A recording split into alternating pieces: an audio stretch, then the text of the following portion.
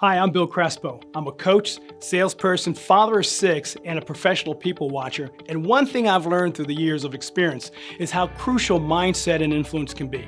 Every other week, I interview highly successful real estate agents and life-conquering individuals who really show what people can accomplish with simple determination and ambition. Something you can do too in whatever endeavor you have on your mind. And that's the key, on your mind. Join me in absorbing the wisdom and encouragement unique to these individuals who have done it, faced their fears, attained the goal, made their life one worth living, if only to share that with all who care to listen. I'm Bill Crespo. Join me next week. Thanks.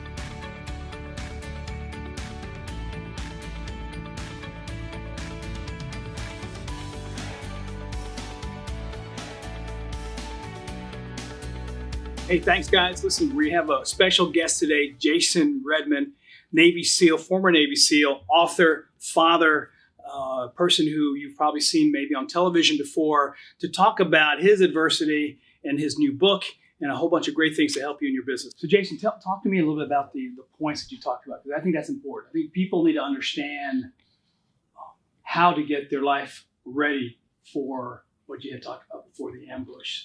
So what are those 5 things again you talked about? Yeah, Bill, and actually, I love exactly what you said right there, where you said people have to get themselves ready. So one of the questions I really ask, it's actually the start of one of the chapters, is, will you be ready? And the idea is this. The great thing, 21 years with the SEAL teams, one of the biggest things we did is we tried to prepare ourselves. We would think of the worst case scenarios we could think of, and then we would have what was called immediate action drills to get ready for these worst case scenarios. Life is no different. We're always going to have these things that come along, but how we are ready for them is based off how we lead ourselves. And what you were referring to is something I call the Pentagon of peak performance. Mm-hmm. If you look at some of the top performers in the world, you look at guys like Bill Gates, Steve Jobs, Steve Bezos, any of these guys like that, they are incredibly well balanced across the spectrum. They put time into these 5 key areas of their lives. One of these things, the base level, is physical leadership. How we take care of ourselves, how we continue to move. Nutrition, sleep, we understand that this machine we walk around in is the foundation of everything we do. So your top performers, make sure they take care of the machine first. Right. Second is mental leadership. Mental leadership is our ability to consume knowledge, understanding that, hey, I can't learn everything there is to learn by myself. So I'm going to find somebody else that's experienced before me, and how do I learn from them? I can read about it, I can watch something, or better yet, a lot of people find a coach who's been through it before who can share that knowledge. The last component of mental leadership is getting outside of our comfort zone. That's a hard one. It is, because we live in a world where people want to be comfortable. And most people who are successful but not elite, they reach a certain point where they have achieved the status quo. And then they just want to coast. They just want to kind of live in that moment because in their mind, that's the level they sought to achieve. Peak performance and elite performers, Olympic athletes, billionaires, truly your elite people, they are constantly pushing themselves up into that next zone of discomfort. And they'll push in that zone until it becomes comfortable. And then suddenly they're ready to push to that next level. They're constantly, they never peak. Right. And that's a key thing. So, I like what you said. You corrected me, which is interesting. Successful, and then there's elite. Yes. That's a whole nother breed of a person at elite level. Because they're hungry. They never settle. That's how truly elite people never settle. They all, if they set a goal for themselves to do something, let's say it's fastest man alive. What's his name? Bolt. Yeah.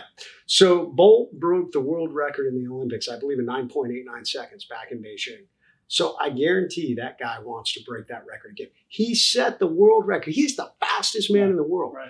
But elite people don't see it that way. He's walking every single day saying, how do I squeak it out to run it in 9.88? Right. Or better yet, in 9.8 flat. Right. That's where the difference is between someone who just, they get comfortable and say, oh, I'm successful, and someone who says, I will never settle. It's scary for some people to go to elite, isn't it? Oh, it is, because you constantly have to, I teach something called the pyramid of change. And this is how we build and overcome mindset, is through the pyramid of change. So I won't even get into the bottom and the top levels. I'm only going to talk about the middle two levels. And because those middle two levels are exactly what we're talking about. The comfort zone, which probably 70% of the people live in the comfort zone. And they're successful. They've achieved the level of life they wanted to achieve. But once they get there, they never really push out of it. And the problem with that is they get stagnant over time. Entropy starts to occur, Right. and they can't understand why over 5, 10, 20 years, they're starting to see a glide slope down, even though they've been doing the same thing. Well, it's because the world changes around them. They change, the market change, their customers change, all this changes. Right above the zone of comfort, or the comfort zone, that status quo, is the zone of discomfort. Most people don't like to get into that zone. But the reality is, truly elite people and people who build a strong overcome mindset, they go back and forth from the zone of comfort into that zone of discomfort. And what they do is they set that next level. They say, this is going to be my goal. And I know it's going to be uncomfortable because nobody likes change. We're having to learn something new. We're having to figure out new things. And they're uncomfortable while they're in that area. Right. But after they do it for a while, then it becomes comfortable. It becomes their new normal. They've reached that status quo. And now they drift back down in the comfort zone. And then they set the next level, moving back up. So what they're doing is they're continuing to up the ante between the zone of discomfort and that comfort zone. It's a continuous, infinite loop that these people live in. How do you start? Because most of these guys that I'm coaching and people that we talk about just are at that, they're not even maybe that successful. They may be just at coasting, whatever you would call underneath it. But how do you finally transition your mindset to get to that point that I got to do this? We start with lower level achievements. So we got to show them, hey, you can achieve this. For me, that's why I love the physical leadership component of the Pentagon as the base level, because not only everything is built on this body, nothing else really matters if you don't have your health or if you're operating, at minimal efficiency. But the great thing about physical leadership is, I don't care who you are, you can set goals for yourself and you can make those goals. So it's like this lowest level. That's why I love beginning of the day, just do a workout. Whether it's lifting weights, whether it's running, whether it's, CrossFit, it doesn't really matter. It gives you a goal and you're able to track it and say, wow, I'm getting better. I'm getting stronger. I'm getting faster. I'm able to do this, CrossFit workout at a better time than I did last time. That starts to build a mindset. Two things are happening there. One, you're having to push yourself. You are going to be uncomfortable. If you're truly pushing yourself where you're getting better, you're tearing muscle fiber by lifting heavier weights, your heart rate is racing because you're pushing your heart rate up. CrossFit just, pushes you all across the border. All of those things make you uncomfortable. We're building our mind. We're building that zone of discomfort, that overcome mindset. Now, when we achieve it, now we're thinking, okay, if I did this, I can do other things. So that's one of the biggest things I encourage people to do when I'm talking to them about building an overcome mindset. Start with the physical. If you've never done physical before, no big deal. Right. Start small. The Japanese have a principle called the Kaizen principle. And it is the idea that small incremental changes lead to great success. And we just build one on the other.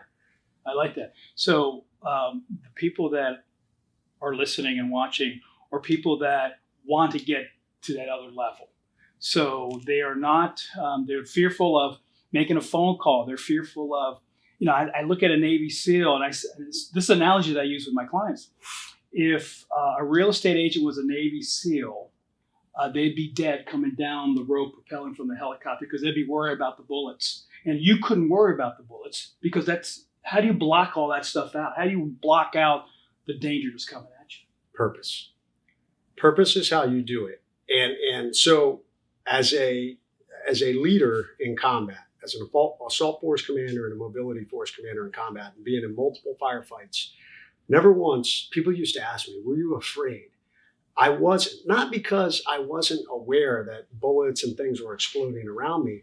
It was because I had so many things I needed to do in the moment. I had all these goals that had been laid out for me, and these operating procedures we had created around what happens when we're in a firefight. So I had to know where my guys were. I had to identify where the enemy was. I had to figure out how we were going to counterattack. I had to make sure I got a head count. I was dealing with the air assets overhead and deciding if we were going to call in a fire. You're busy. I was super busy. Right. And so the last thing I had to worry about was really myself, because as the leader, it was my job to make sure all these other things were happening.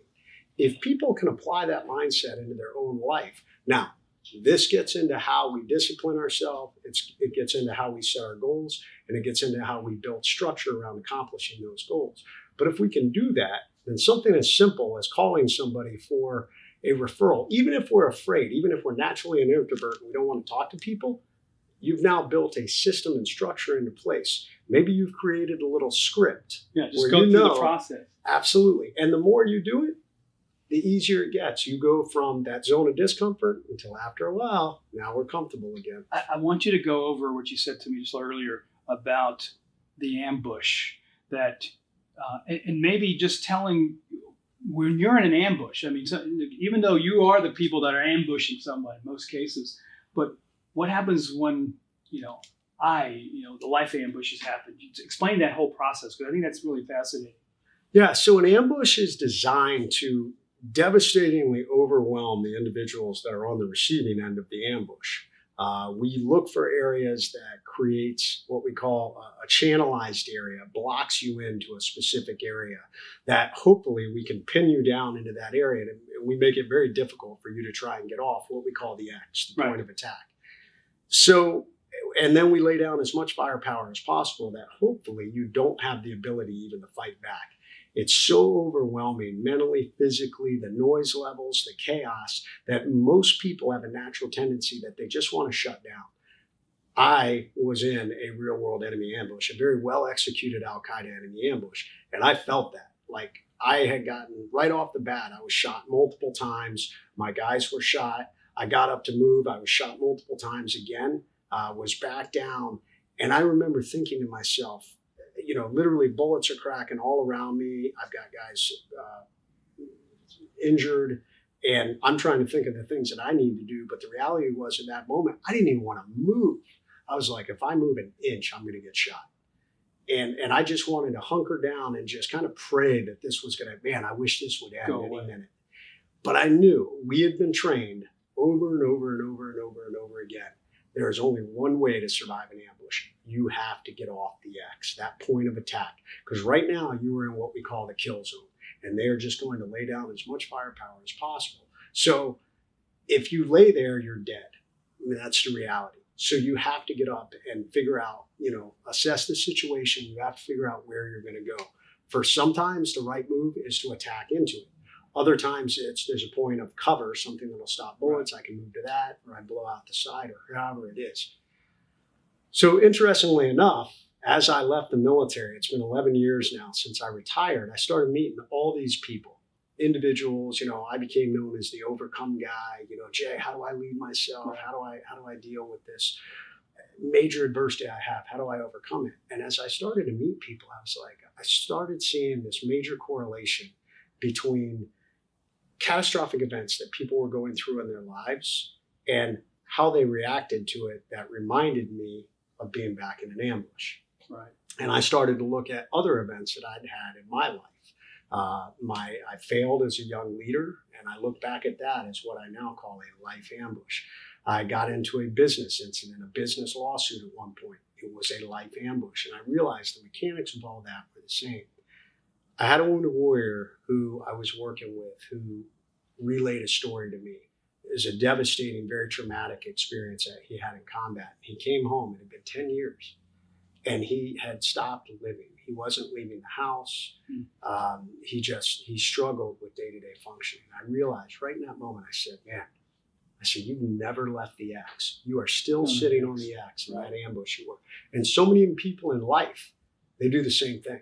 They've had some catastrophic crisis occur, whether it's a divorce, whether it's a business failure, a lawsuit, a devastating disease, illness, whatever it is, they sit on the X and they just stop functioning, or they're just going through the motions of life.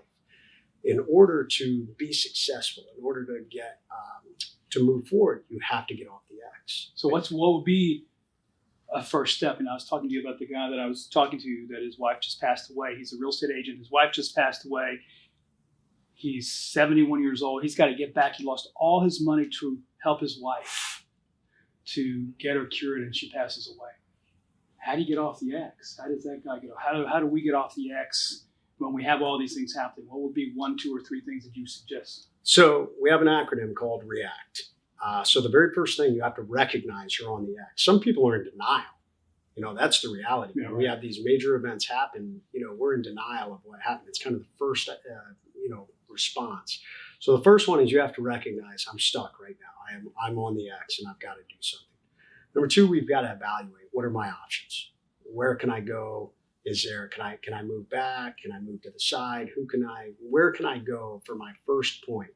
A is we've got to assess. So we've got to assess what our options are. If we get to a point where now, what do I have around me?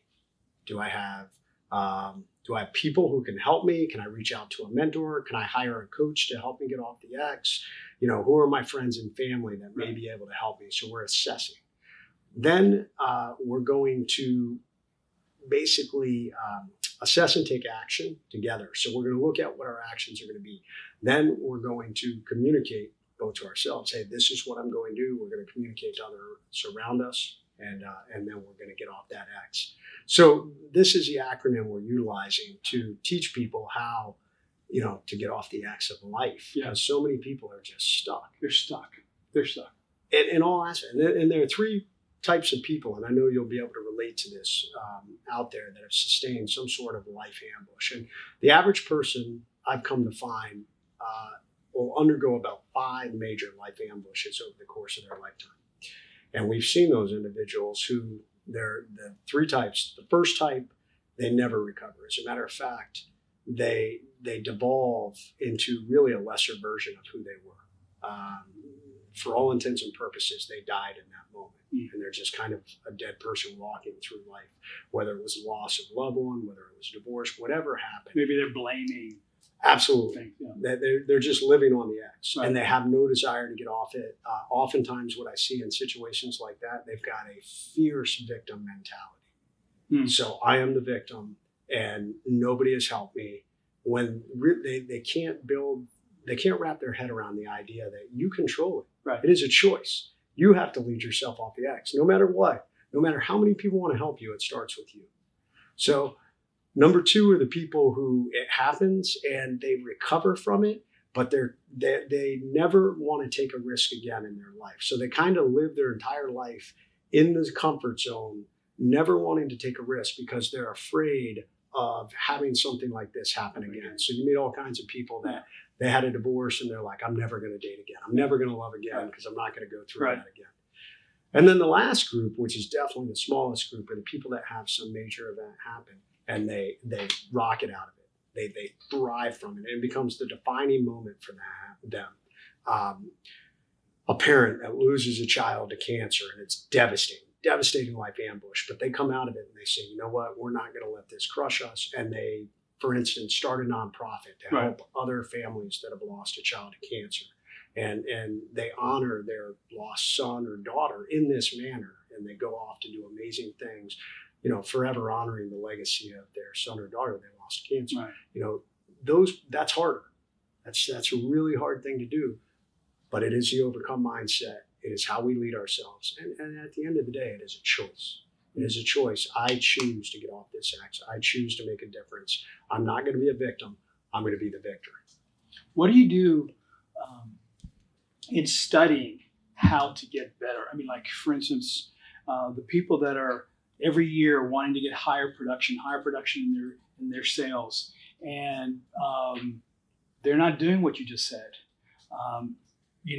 They've got to come to the reality is, and I always say that and I bring back the SEALs training, the BUDS training, that training that's being done right now, as we said earlier, is just not conducive to these things that you just talked about. So how do I reach out? Where does somebody go to try to get this information so that they actually transform into that person that you said they can? I mean, at the end of the day, it was what was built into us. So some of this is an immediate action, that immediate action drill. Some of this was the overcome mindset. It was, hey, I am not going to lay down and die. I'm going to get out of here, and my teammates are going to help me. The thing is, you literally were dying. Yes. But I've been in other, if Yeah. we correlate this to other life ambush situations, it was the same. The lawsuit we went through was a catastrophic event for us in our business, and we had a choice. We could have laid down and, there were some false accusations that were laid against us, but we fought back against it. And, ultimately those accusations were dismissed because they didn't exist. But we had to deal with that. And once again, it comes back to a choice. What are you going to do in that moment? Now, being ready for those moments, how we live our lives, going back to that Pentagon of peak performance, which we got up to mental leadership, emotional leadership, how we manage ourselves emotionally, social leadership, how we build our teams around us, and then spiritual leadership. What do you do to get outside of yourself? For some, it's religion. Me, I am a religious person. For others, it may be, the big buzzword now is mindfulness. So maybe it's yoga, meditation. But no matter what, it's understanding that there's so much more to the world than you. Right. And how do we give back and connect with the world outside of you? Because when something catastrophic happens, you now have perspective. You're like, the whole world doesn't revolve around me. And this major crisis I'm going through is not the end all be all. There's other people with bigger problems. That gives you a mindset of being ready for those moments. The other thing, by leading ourselves through this, is something I call margins of peak performance. And it is the understanding, because you were saying it, that people who continuously want to get better, we reach a point where the margins get thinner, thinner, and thinner. It's like the Usain Bolt example, fastest man in the world. So 9.89 seconds, he broke the world record. He would be ecstatic if he could have run a 9.87. I mean, we're talking hundreds of seconds. Sure. But that's what happens. The higher you go, the more elite. Now you're starting to break into those razor thin margins. So you really have to look at yourself. Where can I minimize my negative margins of performance? Maybe, I'm convincing myself I can only get by on 5 hours of sleep, but the reality is I'm not operating at max efficiency. What would happen if I actually went to bed earlier and got 7 hours sleep? Right. Man, I'm so much more productive now. Holy smokes, I can't believe how I'm crushing what I set out to do just by something as simple as getting a couple more hours of sleep. Or maybe for some it's alcohol. Maybe it's whatever it is. We look at what are the negative and then what are the positive? What are the positive things, so that we create this inverse where now we're able to squeak out those tiny razor thin margins. Got it. It's interesting. So now you're in not every SEAL jumps into business, but you decided to jump into business. So that there's probably a whole bunch of stuff that goes on with you deciding to do that. What made you decide, or what happened for you to say, I'm going to now spread the word. I'm going to get out there and stick my neck out in the business world. What was that? How did that decision come up? I really kind of fell into it, to be honest. And now figuring things out further down the road. I mean, for many of us, something I've never had a problem with is overthinking something. As a matter of fact, probably a weakness of mine is, I take action too quickly. Right. So for me, when I was in the hospital, it led us to create the nonprofit Wounded Wear, which later grew into the Combat Wounded Coalition. And it was just a need. Like many people that go into business, I saw a need to be able to help wounded warriors. And we did a great thing. 10 years we ran that organization, raised almost $3 million, helped thousands of wounded warriors. We ended up phasing it down for a number of reasons. One, I came to understand I couldn't continue to operate with what I was doing. I ran a speaking company. I had the nonprofit. We had split it into 2, almost 3 sections. When I talk about my pyramid of change, at the top is the burnout zone. And I was living in that zone. It is unsustainable. And the other thing I started to realize as I was going through this is I love helping wounded warriors, but I kept meeting so many people in the business world that were like, I love what you're teaching. Can you come teach it to us? This idea of life ambush, the Pentagon of peak performance, the change pyramid. How do we lead ourselves? And I realized, man, I could make a much bigger impact, which directly falls into what my passion, mission statement, and life's mission objective is. I know what makes me tick, and I think that's what truly enables people to be successful. If you wake up every morning, you're living your purpose. Right. And mine is, I want to help people get better. So that made me make the transition last year into this focus in business. Writing books. Absolutely. Yeah. And you got to talk to us about the new book that's coming out, because I think that the real estate agents that are in the program that we have are looking for answers, and some of them are looking for magic answers. But it sounds like what you're saying is this is more practical. This is not the flavor of the month. This is real world. Here's what you can do. So tell us about the new book that's coming out. Absolutely. So, and why it's real world practical, because I am an expert in leading myself out of failure, through adversity, through crisis, and through change, because my entire both military career and then 10-year business career was built around that. I know these things work because it worked for me. So the book is called Overcome, and it is leadership, crush adversity with leadership techniques from America's toughest warriors. So it comes from a lot of the experience I gained in the SEAL teams. And then I interviewed quite a few other high-level recognizable SEALs and even a couple of other high-level special operations leaders who weigh in on how their special operations, the lessons they learned, that overcome mindset, how to lead themselves, translated into the civilian world. So they give examples of both military ambushes they had to go through, but then real world life ambushes they had to go through, and how the principles apply. So that's what the book's about. We want, it is a practical book to help people through these points. So many people get to the midpoint of their life, or maybe the midpoint of their business, and then they've reached that stick point. They're like, I don't know how to get past this obstacle. I'm just grinding my wheels and I'm not moving forward at all. And this will help you push through that. It will help you focus and build that overcome mindset. What's the difference between an amateur and a pro? I look at if I'm not mistaken, the SEALs are the most intelligent soldier out there. Corporations want you guys to work for them all the time. And it's interesting that, in the interview process with a SEAL, because they're so used to not giving information out in an interview, they have to start giving information out when they're trying to apply for a job. But I noticed that there's amateur salesmen and there's professional salesmen. I don't know if we should talk about there's an elite person also, but what is the difference between an amateur at something and a professional at something? What do you think the definition of the differences are? I think the difference is that an amateur tries to feign knowledge, to project knowledge, and even to fake you into believing that they know what they're doing. And I think a professional has understood. They've built it. They've lived it. They've gone through the trenches. They've done all the work in those 5 key areas that we talked about in the Pentagon. So, we could even look at it from, they've done the physical work. They've educated themselves. They understand it. They've lived it. They've done the emotional work. They've gone through the highs and lows. They understand how to be rejected. They understand when things aren't going their way, you still have to drive forward. They've built the right circles of influence around them. And then at that spiritual level, they know that it's not just about business, that they want to give back. And I think that's the key. I think amateurs, it's the quick, hey, if I can't sell you quickly, I'm out of here. Whereas a professional's they understand the long game. They understand, hey, you and I could build a relationship that could be beneficial to both of us for business. And maybe it'll never happen. But you know what?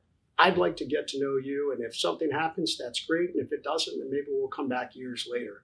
But I'm continuing to build my circles. I think that's how a professional looks at the game. It's a much longer game.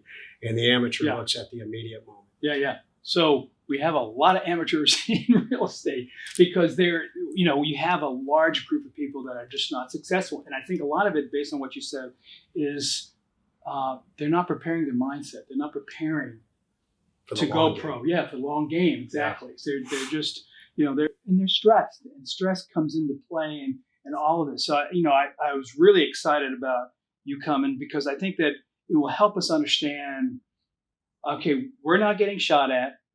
We didn't get shot in the face, but we do have things that may give us that feeling, or we're creating a thought. I think a lot of times we create these monsters in our heads. You went through real world tragedy, real world ambush, and you came out of it.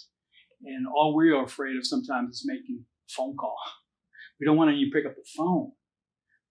And I just need to, I wanted to share what you did to get out of that. Well, and here's the thing. It is a choice. People need to understand, my life has not been perfect. And I was joking with my wife about this the other day. I'm like, I am the slowest learner on the planet. Yeah. Like, some people you can just tell them how to do something. And for me, it takes me a couple of years, like to figure it out. Like I have to do it. I don't just, yeah. So I laugh at myself sometimes, Yeah. but I always project, or I attempt to project, that positivity and to have that overcome positive mindset. And I think that makes the difference. And the reality of what it does is it makes people think, wow, this guy's super successful. And even if I haven't achieved that level yet, I'm going there. And I know that's where I'm going to get to. And that's infectious. Other people want to be around you because they're like, man, that guy, he's positive, he's making a difference. So I tell people it doesn't matter where you are in your life. It's never too late to start. You can change your mindset, and it's a choice. It is a choice to wake up every day and say, okay, I'm going to be positive. I'm going to make a difference. I do this thing called Monday Muster on Instagram.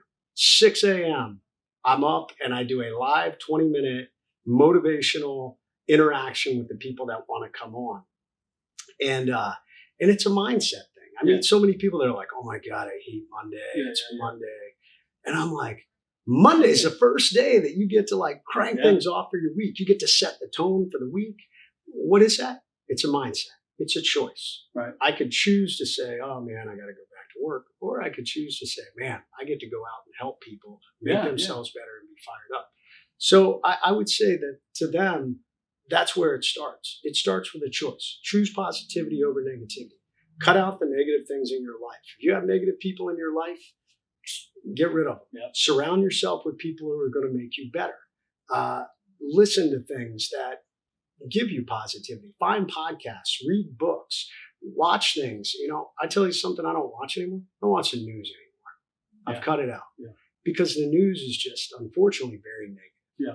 So I want positive people and positive things around me so that I can maintain that positive mindset. Yeah, that works. On that note, Jason, thanks. Yeah, appreciate it, man. Absolutely. That was good stuff. Yeah, appreciate it. Some of the best advice I got when I first started in the real estate business was about the value and importance of listing properties. Around the same time, I learned how difficult and time-consuming it could be to find people and properties for me to list. I would spend hours and hours scouring the MLS and knocking on doors and still would come up short of my listing goals. I knew I had the skills to help any homeowner sell their property. I just needed a repeatable and scalable way to fill my pipeline with prospective home sellers by calling for sale by owners and expired listings. That's when I found Espresso Agent. Espresso Agent identifies these homes and home sellers within my market. Every morning, it provides me with up-to-date and accurate contact information for these listings, allowing me to communicate with more homeowners and decision makers. Using algorithmic data scrubbing from more than 6 sources, Espresso Agent verifies each email address and provides agents like me with the most precise home and mobile phone numbers available. They also help me stay organized and efficient. The platform includes their power dialer, connecting me with 4 times more contacts in the same amount of time. My contact manager allows my entire database to be reached quickly and easily, and all of my contact interactions to be tracked and categorized. Espresso Agent also gives me access to Storyteller, where I can shoot, store, and send out video emails to stay better in touch with my database and make an even deeper connection. What I was really looking for was a company that understands how valuable my time is. Espresso Agent gives me the information I need to stay on top of the inventory in my area quickly and efficiently, allowing me to use my skills to build my business every day on my time. Espresso Agent.